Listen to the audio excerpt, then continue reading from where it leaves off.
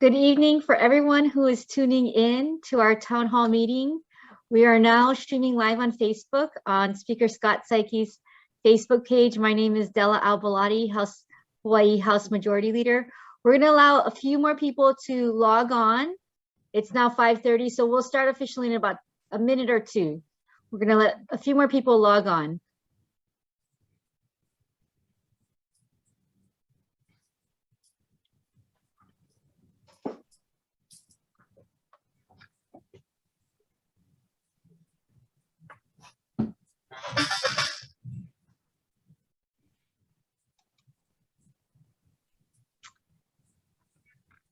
Wanted to acknowledge Chuck, we see your raised hand, so thank you. And this is a webinar format for everyone who is watching. Maybe we should remind when it starts that remind everybody that this is being recorded. Okay. Yeah.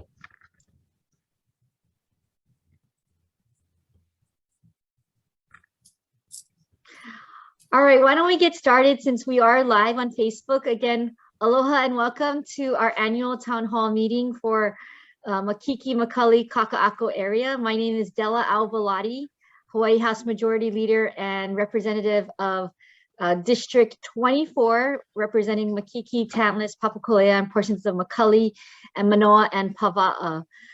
This is a live recording. We are broadcasting on Facebook for all of our participants. This is a webinar format for Zoom and Facebook. Welcome everyone. This is our annual town hall meeting. And before we just got started, I was speaking with our panelists and just asking how long have we been doing this? And I think this is definitely going on to our 10th year or more. We've been putting on this town hall. Of course, we've done this in the past in person, and due to COVID-19 conditions, we are having to do it by Zoom this year. We're hopeful that maybe next year we will have better conditions and we'll be able to see everyone in person. So to get us started, I'm going to turn it over to my co-panelists, the legislators of the Makiki, Makali, Kaka'ako area, and we're going to have some opening remarks, and then we're going to open it up to questions. I believe we are going to be asking for questions to be placed in the chat box. We have Speaker Scott Saiki's staff working on that as well. So we will figure that out for certain as we move forward, but I'm going to turn it over first to Senator Sharon Moriwaki to do some brief opening statements. Senator Moriwaki. Thank you, Della. Aloha, everyone. It's nice to be here with all of you. I am representing the Senate District, which is Kaka'ako, Waikiki, Makali, Mo'ili'ili, and a sliver of Representative Della Au Belatti's area in Makiki. It's so nice to be with you and with them, all of them that you will hear throughout the next hour. For me, we have been working on a number of issues that are district related. And to some of you who have been working on these issues, on reducing crime, on excessive noise, and on homeless, these have been issues that we've been working on, and a number of bills, thanks to Speaker Saiki and Representative Tam, who represents the Waikiki area. We've been introducing bills that have to do with homeless. We have a homeless office that we are trying to get started, where everything can be more coordinated than it has been, working with the prosecutor's office, the police, as well as state offices and the health department and human services departments and our homeless coordinators.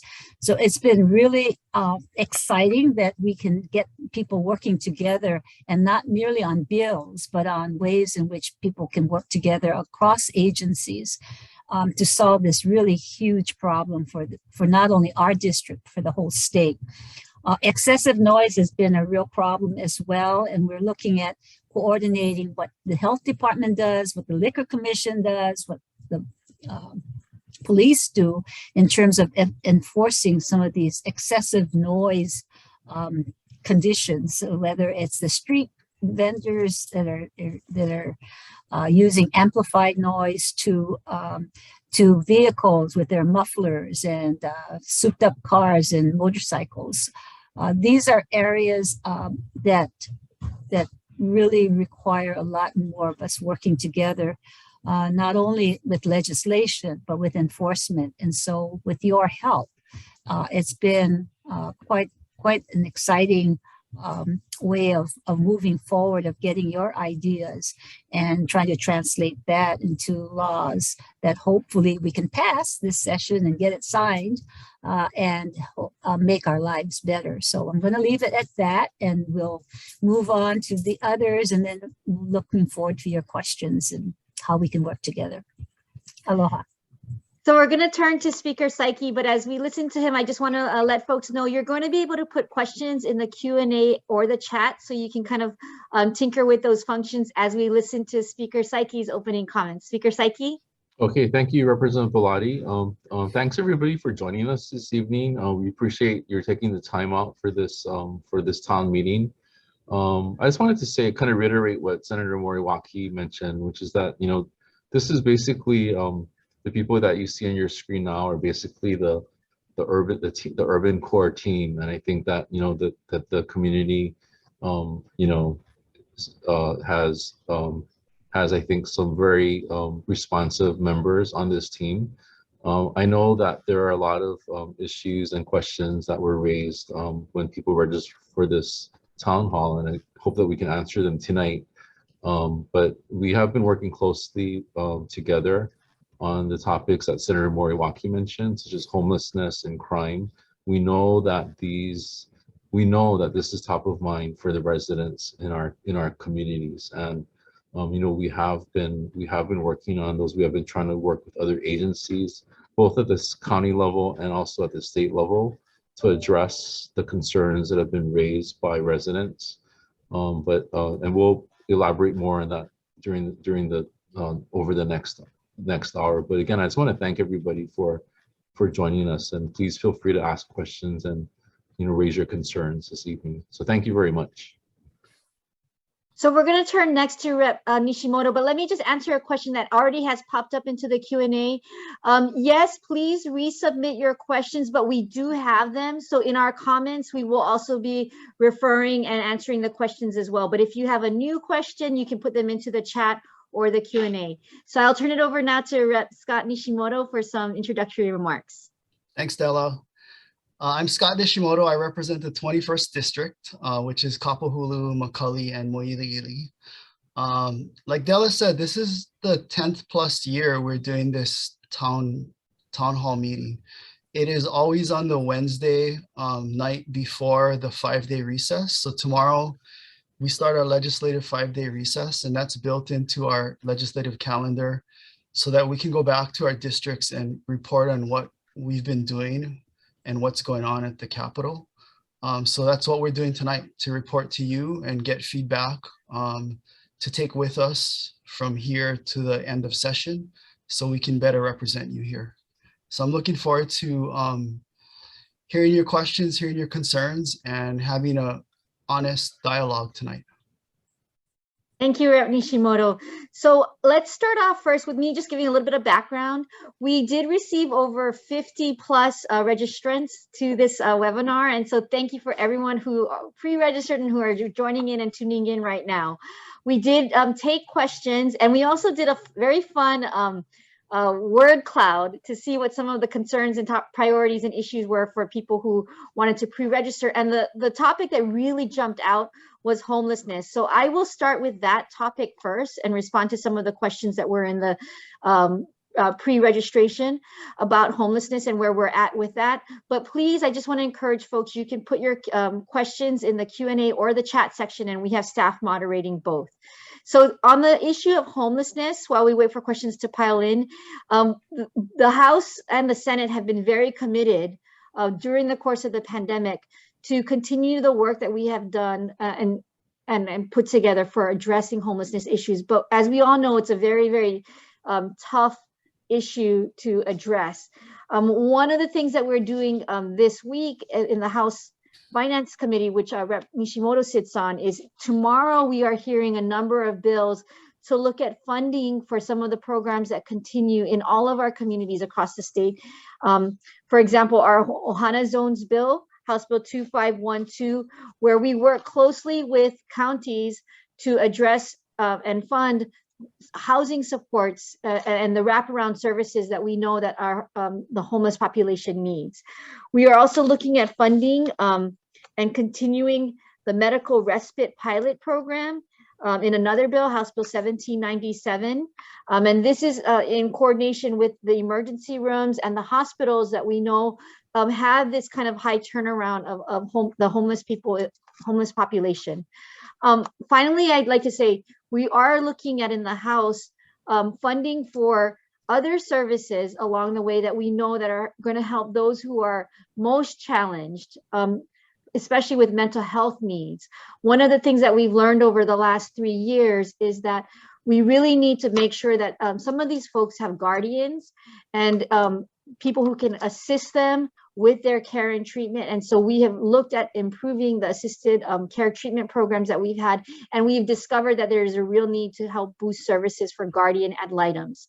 And so these are some of the things that we're doing to address homelessness. I'd like to turn it over to anyone else on the call, any of the other folks, maybe Senator, if you wanted to address anything specific. Yeah, I think in homelessness, it's been a really big eyesore for us, and working closely with Speaker Saiki, we've put together bills both on the House and the Senate side.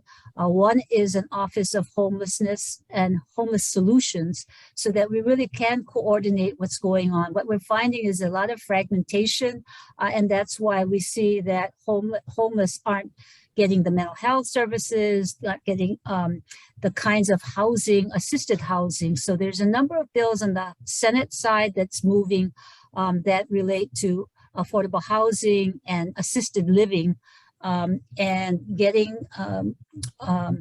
mental, as the House is also working on mental health and substance abuse programs, as well as a number of bills relating to reentry of prisoners who are released and then go back to the streets knowing nothing else if they don't have the training or some kind of jobs when they go out when they're released. So 6 months prior to their release, we're looking to fund ways in which they can be trained for jobs, they can have housing when they leave, so they don't return back to the streets and prey on other homeless. So we're looking at these kinds of programs that can kind of close the loop so that we don't have this revolving door as well with a lot of misdemeanors that are out in the streets and in the homeless arena. And we also have a good neighbor bill that we hope that will be able to address the revolving door of a lot of these misdemeanors that come out and they have 3 or 4 or 20 sometimes rap sheets that we can get them to have some services so that they aren't just back in the street offending. So a number of bills that are looking at how do we close the gap in a lot of these services. So I turn it back to the House and other bills that you folks might have as well. I was going to praise Senator Moriwaki's bill on creating the housing office. I think, I know people are thinking, okay, why are we creating another government office? But I think it's really critical in this area because right now the homeless services are fragmented. I mean, for example, in the state government, you have a housing coordinator's office under the governor's office. But then you also have, in the Department of Health, you have a homeless services office that issues contracts to the nonprofit homeless providers. So right there, you already have a disconnect because you have 2 different offices trying to provide the same service, the same clientele. They may not be on the same page. So there's, it becomes disjointed. So I think it really is important for this continuum of services. One thing that has happened over the past year and a half when the new mayor was elected was that the housing coordinator on the city side, I think has done an excellent job and has worked very closely with our state housing coordinator That was not happening in the prior 8 years, but now with this change with the mayor's administration, there has been a lot more coordination between the state and Honolulu, the city. So that was one thing that's good.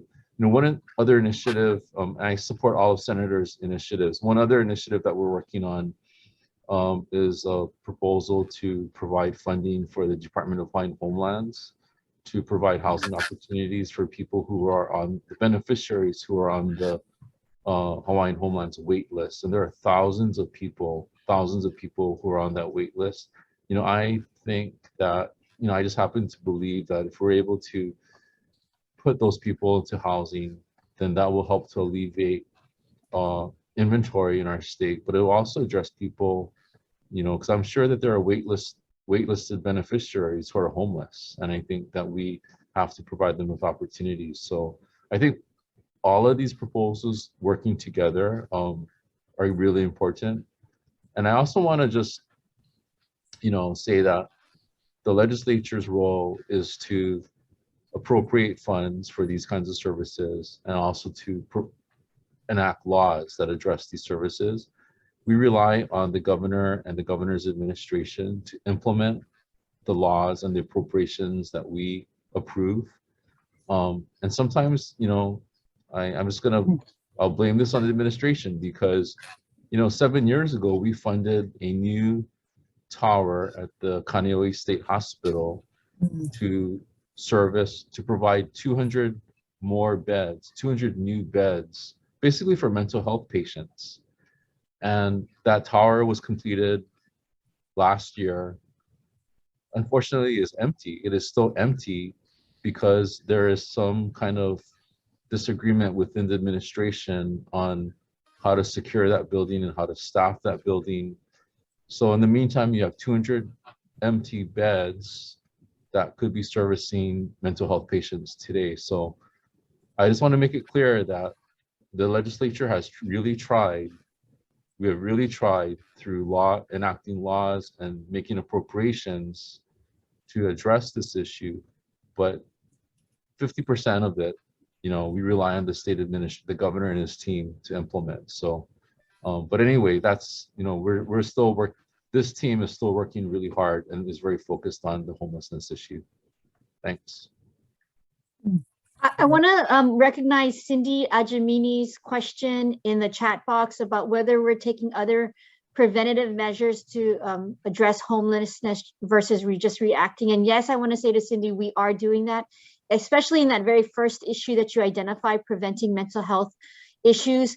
There is a lot of focus through our Medicaid program, as well as partnerships with the counties to see how we can assist with mental health issues. And so there is a lot of focus on those. With respect to the substance abuse, there's settlements happening across the nation, and there's a lot of federal funding coming in for substance abuse. So yes, we are continuing to push on those efforts to make sure that those programs are funded. I wanted to take this opportunity to jump to another question potentially, and I'm going to be tapping either Representative Nishimoto or Representative Saiki on the issue of the Bolodrome. We have James asking for an update on the Bolodrome property. Does someone want to take that? I'll take that one, Della. Okay, go ahead.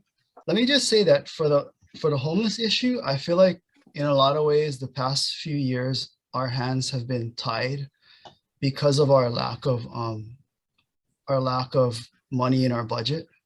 We know a lot of the solutions takes money, and we've been at such a huge deficit the last 2 years.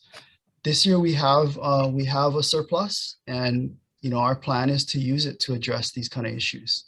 So I'm really hopeful that this session we're going to get some good things done, funding programs that will actively make this situation better. As far as the Bolodrome property, so that's on Hawaiian Homelands.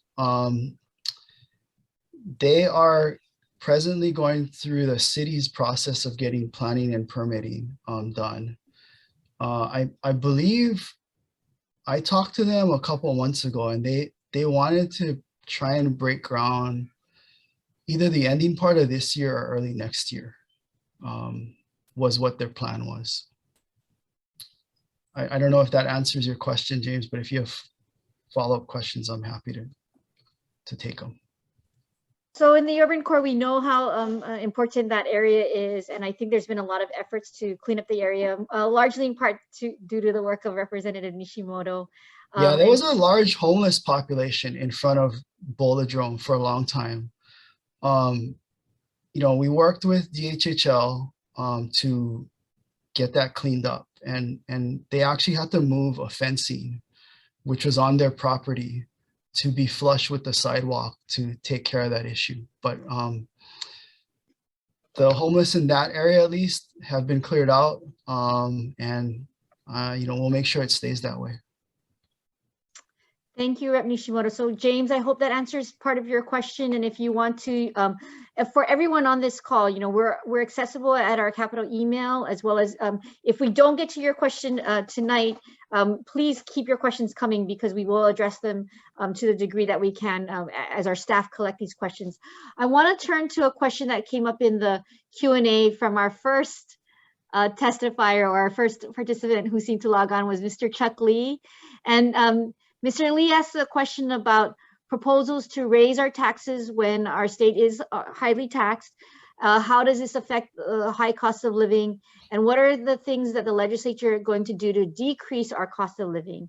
So what I'd like to say, and then I'll open it up to my panelists, my co-panelists, is that we are very focused on addressing cost of living issues this session.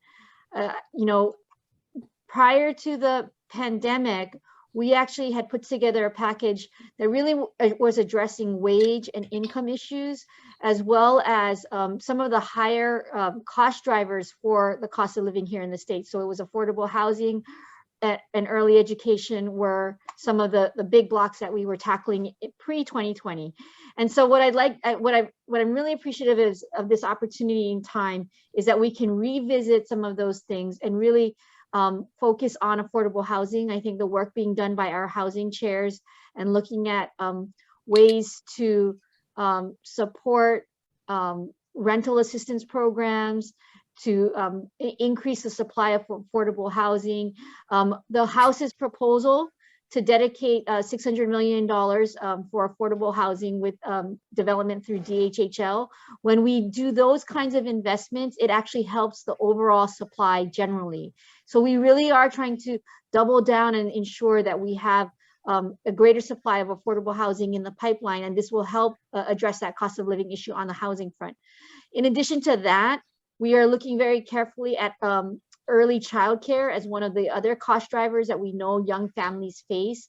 And so through efforts that we know and money that we hope is coming down from the federal government, in addition to other funds that have already come through, we're looking at ways to make sure that we can support early learning and help drive down that cost.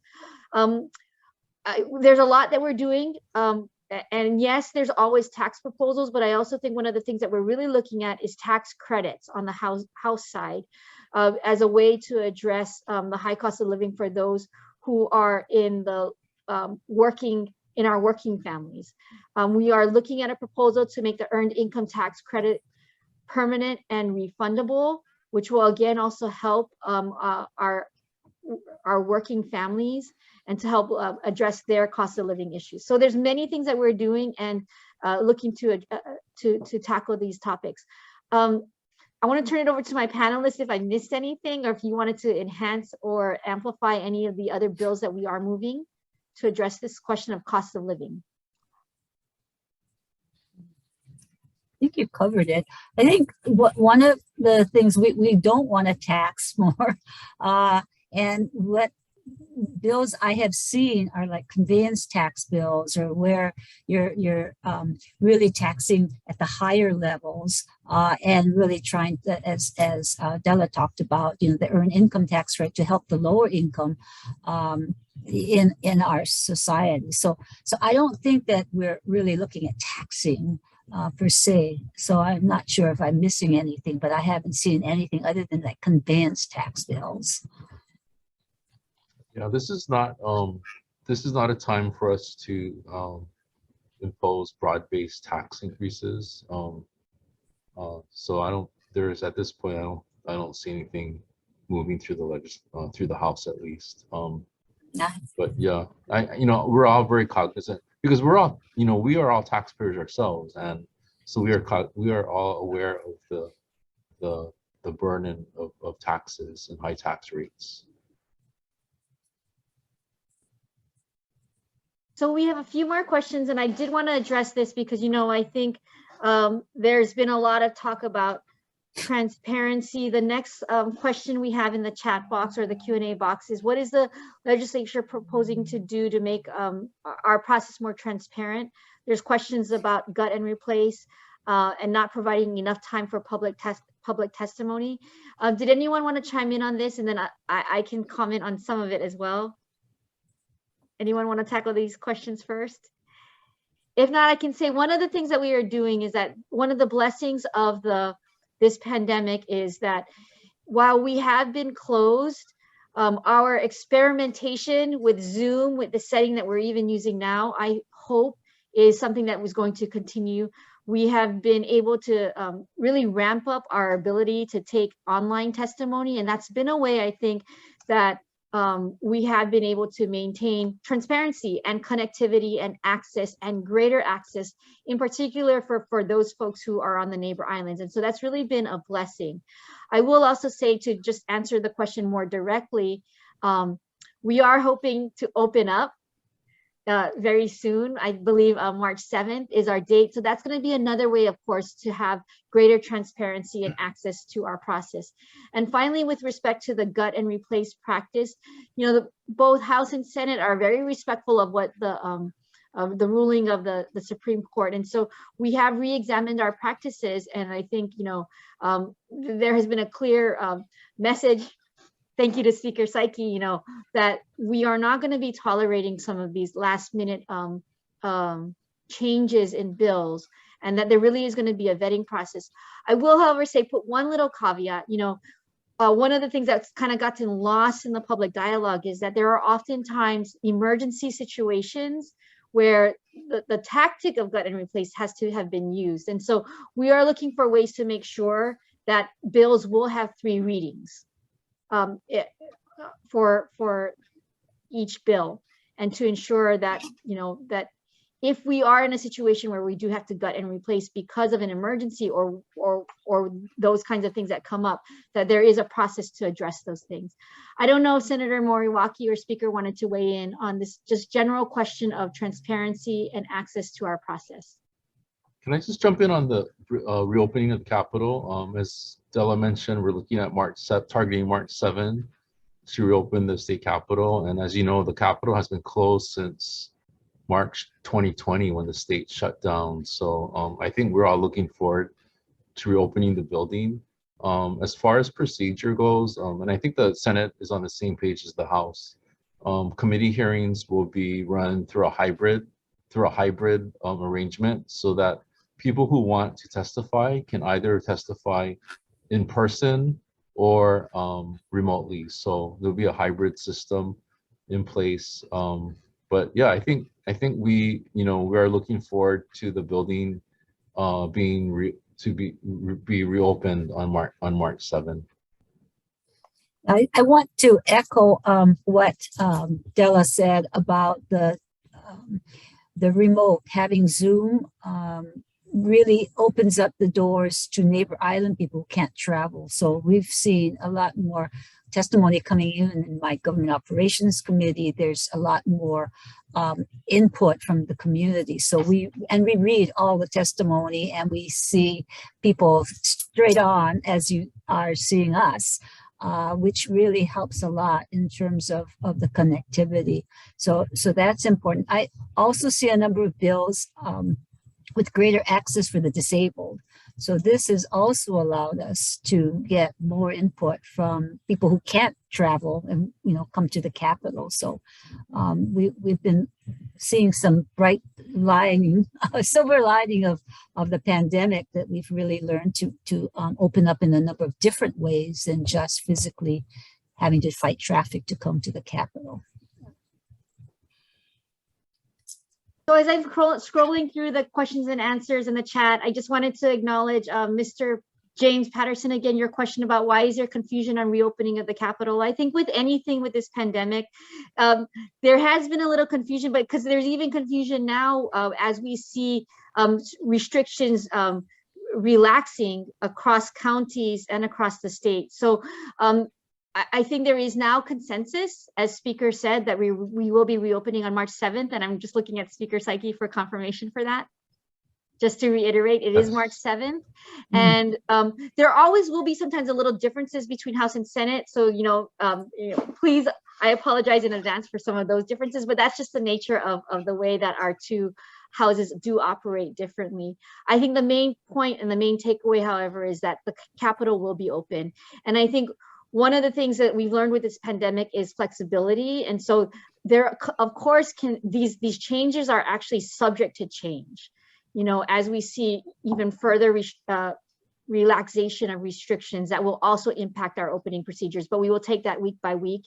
And please tune in to our e-newsletters, our Facebook posts, our Instagram posts, because that's one of the ways in which we're getting out information about how the reopening is occurring. I wanted to turn to some other questions now in the, let's see. In the chat box, we have something from Linda Sue. Can we successfully build new housing without sacrificing too much agricultural lands? I love this question because, I think people in the urban core sometimes think, oh, well, we don't have to worry about those agricultural lands, but I will share with you, and I think this is a sentiment across with my panelists, is that when I do my district surveys, it's really great to see that people in the urban core are very concerned about ag lands, and we are concerned about that as well. So I think there's a great conversation happening here at the Capitol about how do we do things like transit-oriented development so that we aren't sacrificing our productive ag lands to development. We're also seeing, I know that there's some exciting ag developments in Kaka'ako. I think there are some experimentation and pilot programs with agriculture, even in urban areas. I don't know, Senator Moriwaki, if you want to speak to that, if you can speak to that. But I think there is, again, a lot of energy around focusing on how we can improve food production.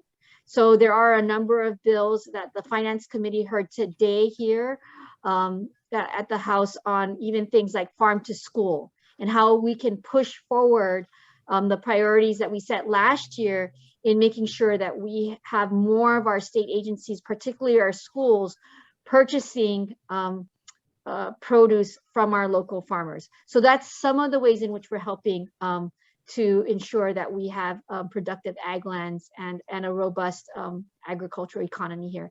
Senator, did you want to jump in, or any of my other co-panelists, on this question related to agriculture?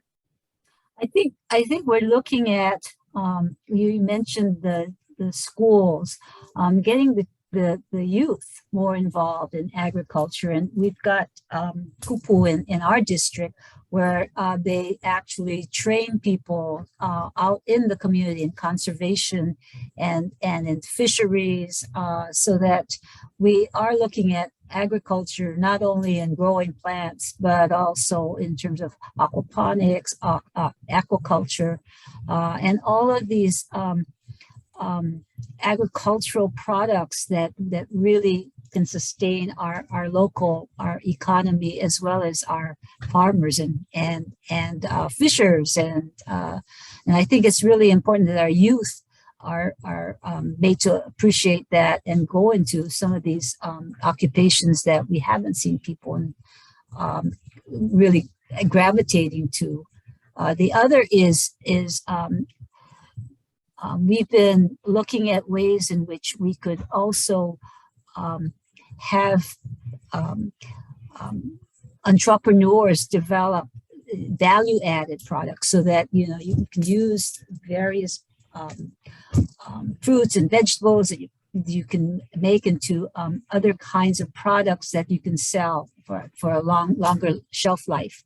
These kinds of things that at least get people more interested in agriculture as a sustainable not only to sustain our economy, but a sustainable occupation, profession.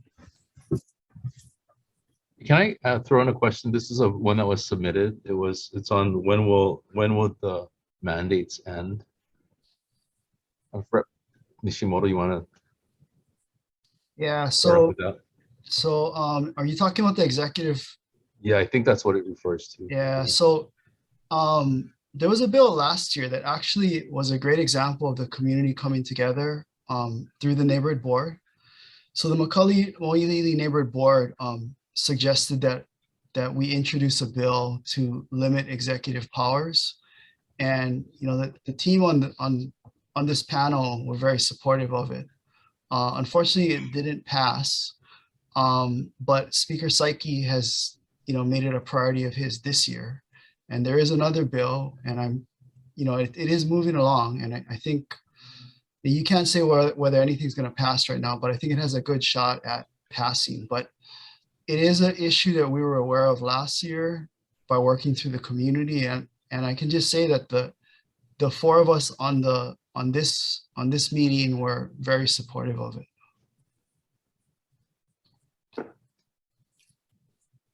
Can I throw in another question that was submitted earlier?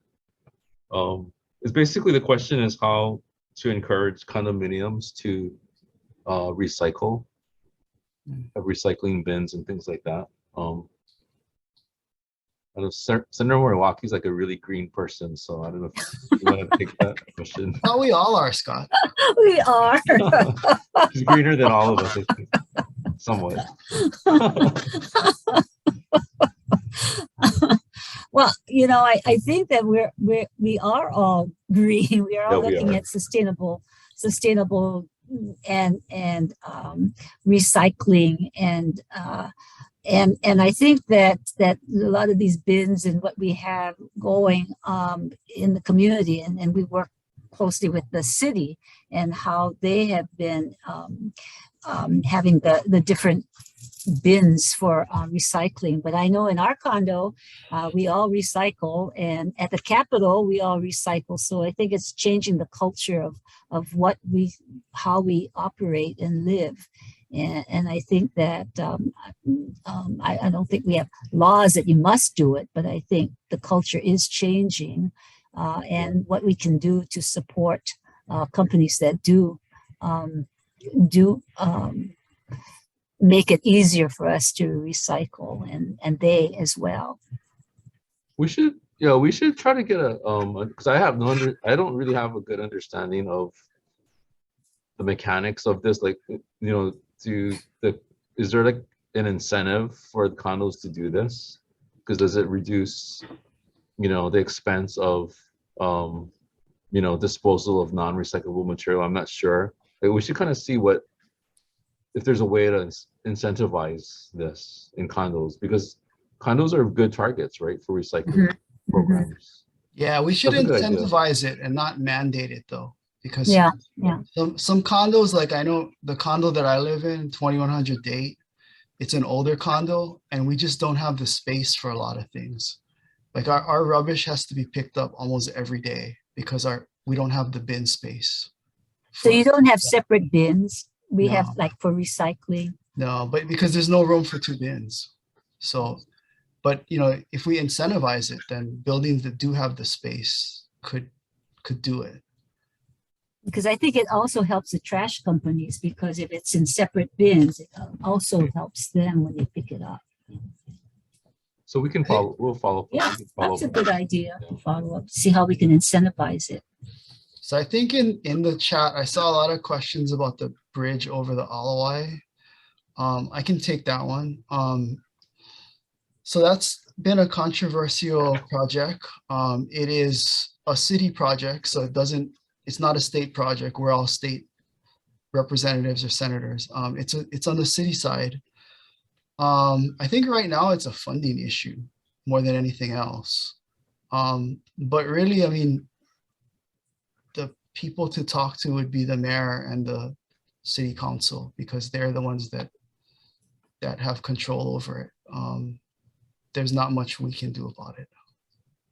I think there was also some discussion or disagreements among community residents of, you know, what it should look like. So part of it was the Yes. design of it. It was huge, and Yeah, I don't know whether that stalled it or not.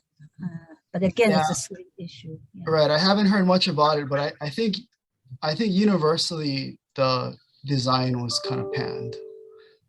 That it was kind of Huge. overdone. But yeah, I mean, it's a city issue, so I don't have much more information than that. So the hope will be that if we do this, when we can do this in person, we normally do have a city council member participate, and so we could reach out to that. But another great way to Laura, and you know this, one of our participants, is to make sure you work through the neighborhood boards on these issues, because And they Laura, have, Laura has been active. Mhm. and we appreciate that.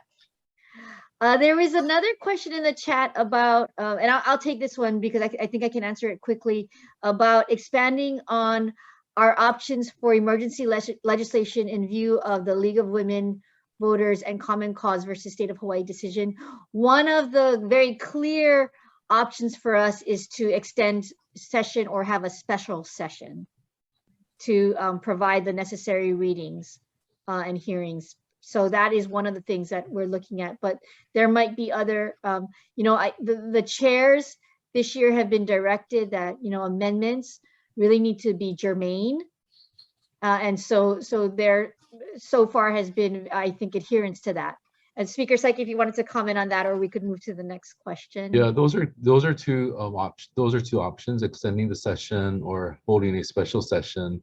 You know, and I want to just say that you know, a couple of years, maybe it was 3 years, it was prior to the pandemic, you know, there was a flood on Kauai on the North Shore. The flood that took out the only road, the only access to the North Shore. And that flood occurred in April, like in late April, while we were in regular session. It was a few weeks before the end of session. So we had to amend the bill at the last minute to provide for emergency funding to repair that highway. And it was, I think it was $30 or $40 million that we appropriated. You know, under this League of Women Voters case, we wouldn't have been able to do that. So I think that, you know, the Supreme Court's decision kind of limits, you know, it doesn't recognize that the legislature is a part-time body, that we're only in session for 4 months out of the year, unlike city councils, which are in session throughout the year. So, you know, fortunately, you know, I think that the decision didn't take that into account. But, you know, as Della mentioned, we'll have to look at alternatives if in the event of an emergency. So we are at the 45-minute mark, and I just wanted to let our participants know that we're gonna go for another 15 more minutes. We've been actually tackling the questions at a rapid pace. So if you have any more questions, be sure to put it in the chat or the Q&A. If we don't have anything more on this, I wanted to circle back to another question that we had earlier in the chat about the approximate numbers of homeless people in Oahu urban core and statewide. I don't have that number at hand with me right away, but I did want to point out to everyone here, because this is something that we do actually engage community in. The Oahu 2022 point in time count is scheduled for Thursday, March 10th from, I believe, yeah, Thursday, March 10th. And this is done where we work in coordination, or really it's actually coordinated by Partners in Care, where they attempt to count the homelessness across the state. And so there's often calls out for volunteers to assist with that. And it says, I believe that, again, just to repeat, the date for the point in time count is Thursday, March 10th. And do we know what last year's count was? Point in time count? I don't think they had one last year. During the pandemic, I think they did. I think the last count was maybe 2020. It's pre-pandemic, yeah. Yeah. Okay. Yeah. So this is going to be the first time since the pandemic. Yeah. So Sam, I don't know that we can answer your question with great accuracy, but again, like March 10th will be a critical date. Let's see.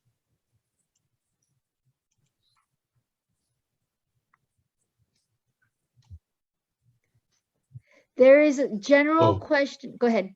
I have one. Can I go over one that was submitted in advance? Yes.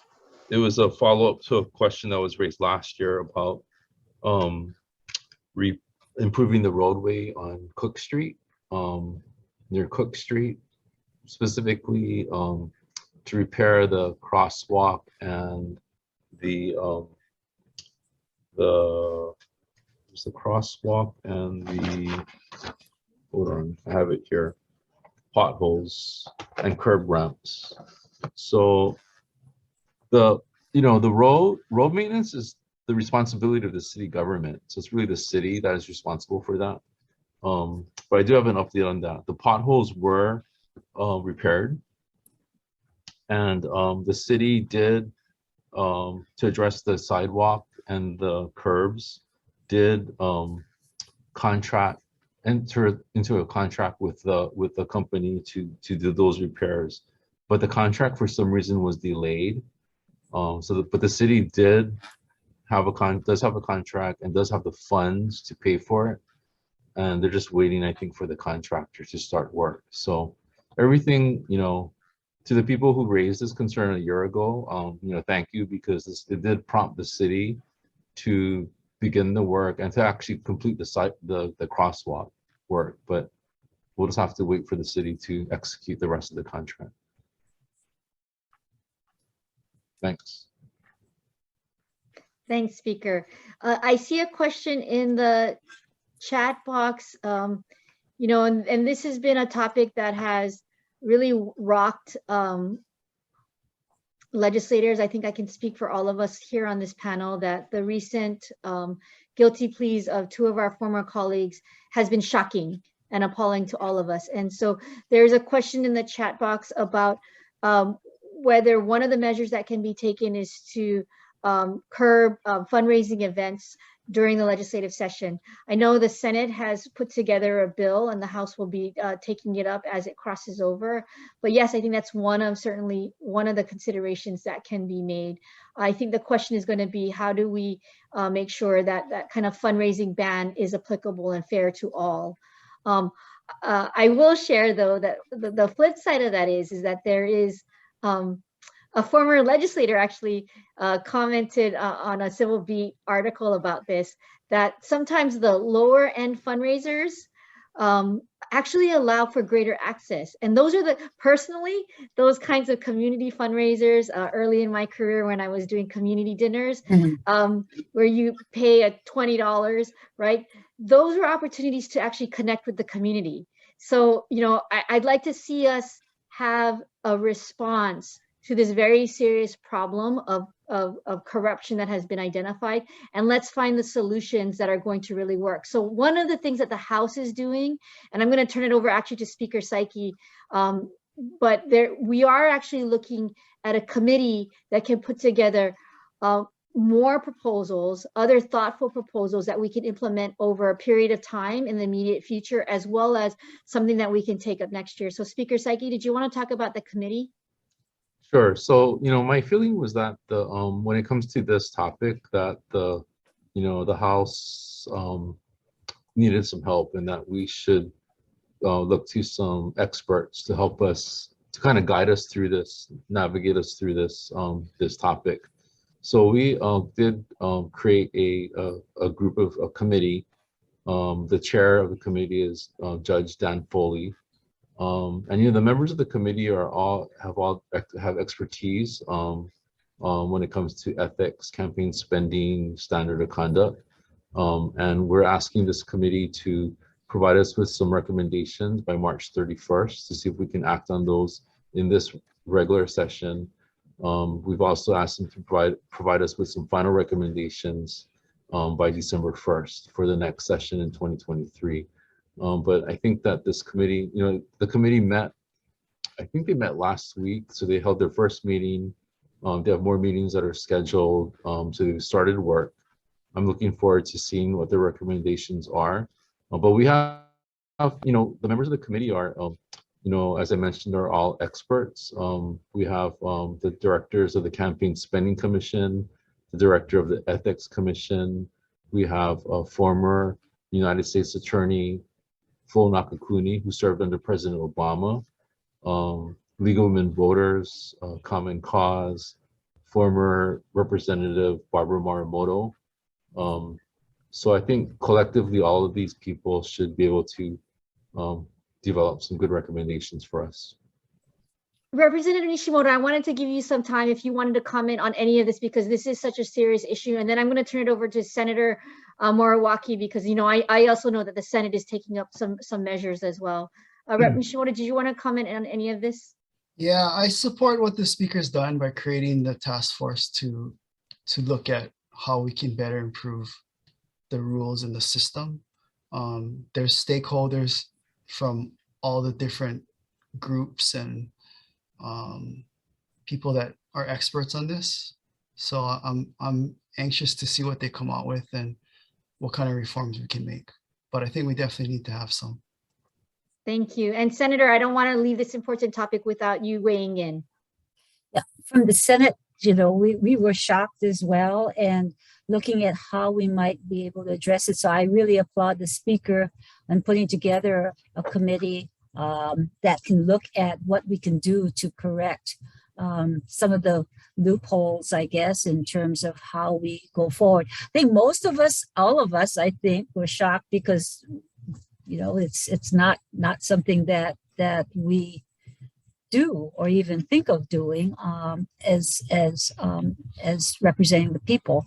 And so we started to look at what we could do. We looked at and we passed out of our committees a fraud and white collar crime and public corruption unit that would be in the AG's office, so that the Attorney General can actually have a more focused view and ways in which they can address this problem. So that right now they have an investigation unit, but it's investigation separated from the attorneys that would prosecute. So we're hoping that this unit would be much more focused and not only prosecute, but also look at preventive measures as well, and working with the Ethics Commission. The other is looking at gifts and how we might address that, and fundraisers as the House has been doing as well. So we'll see what comes out of this session, but I hope something where, you know, it will actually be productive and helpful rather than just, you know, putting something through really quickly. So I'm looking forward, Speaker, to your commission or committee coming together with some ideas that would be helpful and really address the problem. Thank you, Senator. So we've got 8 minutes to go, and I really want to address 2 more questions, because I think those are the last 2 we might have. One is a very local question, and then a second is a more statewide question. And then we're going to wrap up with some comments, some closing comments from each of our panelists. I do want to respect everyone's time, because I know that this is the dinner hour as well. So the one very local question, I don't know who wants to take this, but South King Street cuts through all of our districts. The question is whether we can put the crosswalks back. That is definitely a question for the city. So we will make sure we take that question back. But we know that crosswalks and that particular, you know, both South King Street and Beretania are very busy streets. And so one of the ways that the state can help most is through our Safe Streets, the walking program, a Complete Streets program. And so we have been looking at ways to help fund those kinds of county efforts to ensure pedestrian safety. Did anyone want to weigh in on South King Street or Beretania? Otherwise, I will go to the very last question, which is generally about revenues. And I know we get this question every year, so I don't want to ignore it. But there was a question from Laura about legalizing marijuana and gambling. I will say that gambling has not been taken up this year. I think that still needs a lot of work and convincing members of the community, both legislators as well as our own neighbors, that gambling is an option, and that's something that we want to do. I think there's still lots and lots of concerns around that. With regard to legalizing marijuana, there's a lot of conversation still around medical cannabis. And so I think that's where the efforts are now. Senator, did you want to weigh in on any of those 2 issues? Not really. I think in terms of cannabis, we still would like to focus on the medical and safely do the medical. So I don't think that it's there for a pleasurable use, should I say. I think that we are really focusing in on trying to get the medical marijuana centers and much more regulated and also be able to serve those who need the care that marijuana can give them. Thank you, Della, Senator. can we go back to the crosswalk question? Yes, let's Sorry, do that. Go I ahead. was thinking about this. So, yeah, I'm not sure why the city removed those crosswalks.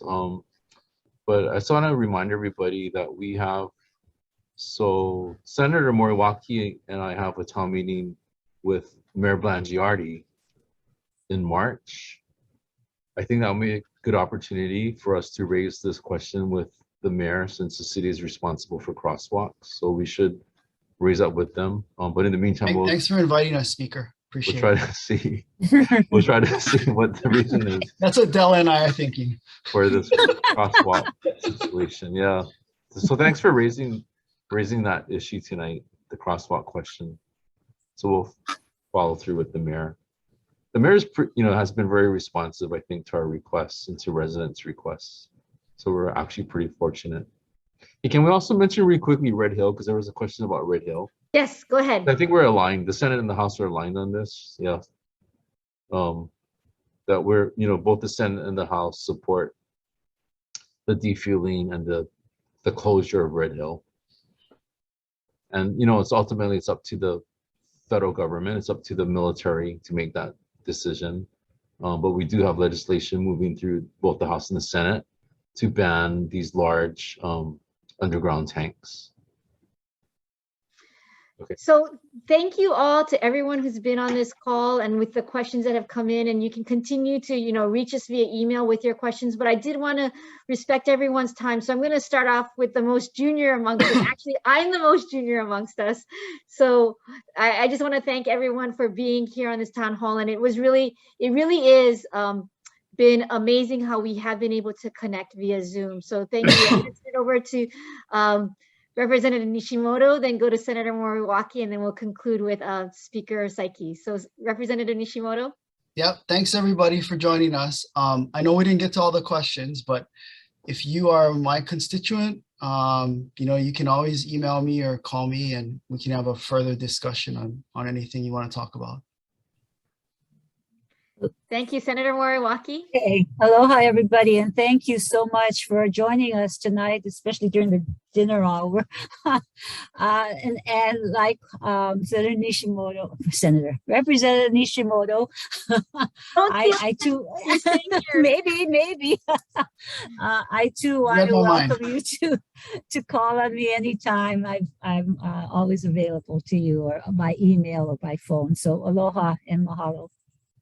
And Speaker, you're going to wrap us up. Okay, so yeah, thank you. Thanks, Della, for moderating tonight's event. But thank you, everybody, for joining us. We really appreciate your participation, and it's really important for us to hear your questions and your concerns.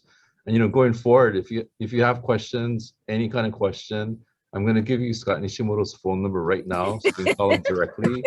Everyone has my cell phone. His phone number is 779-7845. My whole district has my cell phone number. I get texts every day. You can call him anytime, 24/7. Anytime. But thanks for joining us, everybody. Mahalo. Aloha, everybody. Aloha. Aloha. Bye. Thanks, Della, for moderating.